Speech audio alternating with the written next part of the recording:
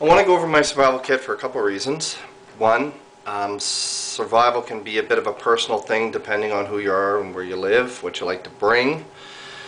Also, for me, survival is what I feel is the most important. I consider first aid the most important, treating injuries.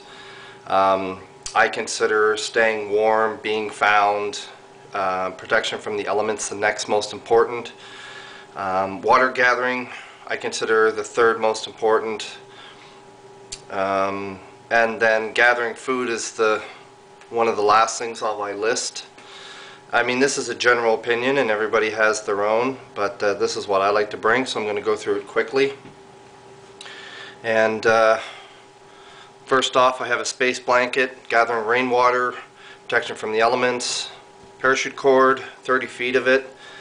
This stuff is great. It's got individual strands, but I hate chopping the thing up, so I actually have nylon thread and some light twine. I'll get to that. I have a compass. This is my backup compass. This is an older Silva Type 16. It's a typical compass, clear base, 2-degree markings. What I love about it is the mirror. It has great clarity. It's good for signaling, so I don't have to bring a separate signal mirror. And what's great about it is the fact that if you have something in your eye, it's really clear for doing that. A ceramic sharpener. I have an eye wash cup, iodine or iodine depending on your teacher. I use this for treating water. This is an old school method and it's not really recommended because it's not really that good for you.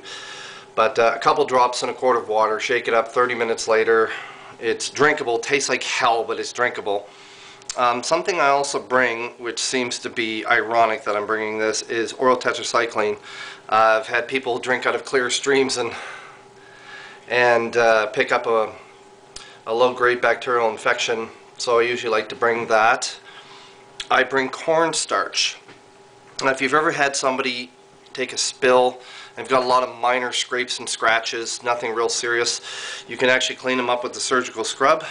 I carry surgical scrub. I don't use this for treating injuries. I use this for treating injuries. It's much more gentle, doesn't sting. Bandage tape. And the cornstarch, you can dust them with it. It's a makeshift bandage, but it's better than going through all your bandages and getting half the job done. This is a makeshift candle. It's a cardboard egg carton, cotton dryer lint. Don't use synthetic material, use cotton. Soak it with paraffin wax. You can light it like a candle. It's great for starting those stubborn fires when it's really cold and wet, and you can blow it out and reuse it. I also have a this is what's left of my candle, just an emergency candle. I have a disposable lighter, which has a non-child safety features in case your fingers are numb. I carry a couple hemostats for emergencies. Hopefully I'll never have to use them. The little ones have a really fine, sharp point to them, and they're really tight, so they actually work good as tweezers. I do have tweezers. I've got a set of curved jaw, and these ones are suture scissors. They have the scissor in the center, and they have the notch for the sutures. I'll get to that on my pack there. I'll show you this Gerber Strike Force. Some of you have seen these. It's basically just a flint fire starter.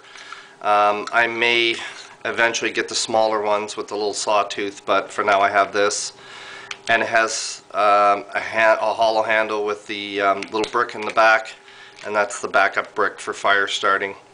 I carry a Swiss Army knife. This is Victorinox Officer's Issue.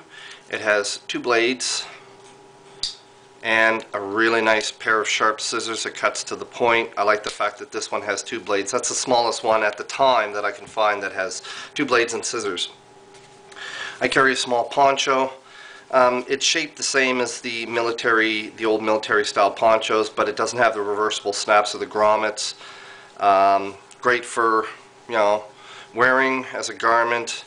You can make a makeshift shelter out of it. It has tons of uses. Then I have very strong nylon thread, which is strong enough to use for fishing. I have the fish hooks. I have some safety pins. I have bigger eye needles, kind of like small darning needles. I have floss. That's kind of just a comfort thing, but they weigh nothing and they take up almost no room, so I like to have floss with me sometimes. The white floss is, you can actually use it for thread. There's a thicker thread, it's like a nylon twine, it's a little heavier, but it's great for sewing heavier items, you know, backpack, whatever. I have some tin foil.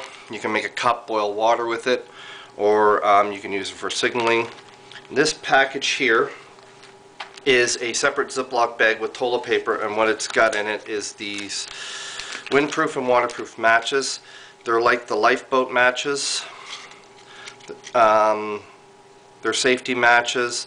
They're a cheap knockoff, but they work, and I can find these, well, almost anywhere hardware stores I've found them at, and outdoor stores and places like that. So I carry these. I carry 2 packs of them. So that's basically my survival kit.